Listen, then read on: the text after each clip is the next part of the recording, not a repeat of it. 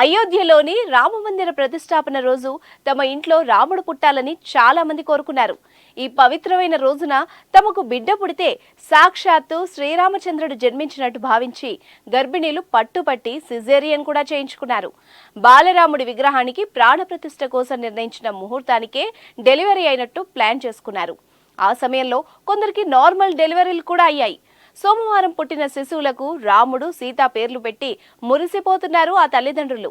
గజం కేవలం 500 రూపాయలతో 1210 గజాల భూమి కేవలం 6 లక్షలు మాత్రమే. మగబిడ్డ పుడితే రాముడని, ఆడబిడ్డ పుడితే సీత అని నామకరణం చేస్తున్నారు. ఓ ముస్లిం జంట కూడా ప్రాణ ప్రతిష్ఠ సమయానికి ఓ పండంటి మగబిడ్డకు జన్మనిచ్చింది. యూపీలోని ఫిరోజాబాద్ లో ఈ ఆసక్తికర ఘటన చోటు చేసుకుంది. ఫర్జానా అనే మహిళకు జిల్లా హాస్పిటల్లో ముహూర్త సమయంలోనే నార్మల్ డెలివరీ అయింది. దీంతో ఆ జంట ఆనందానికి అవధులు లేకుండా పోయాయి.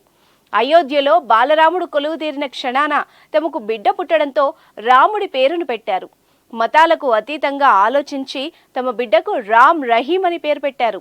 హిందూ ముస్లిం ఐక్యతను సూచించేలా పేరు పెట్టిన ఆ ముస్లిం జంటపై ప్రశంసలు వ్యక్తం అవుతున్నాయి. ఇదిలా ఉంటే అయోధ్యలో రామమందిర ప్రారంభోత్సవం సందర్భంగా వేల సంఖ్యలో ఇలా ప్రసవాలు జరిగినట్టు తెలుస్తోంది.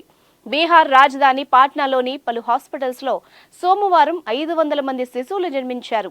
కొందరికి నార్మల్ డెలివరీలు కాగా అధిక సంఖ్యలో గర్భిణీలు ఆపరేషన్లు చేయించుకున్నారు.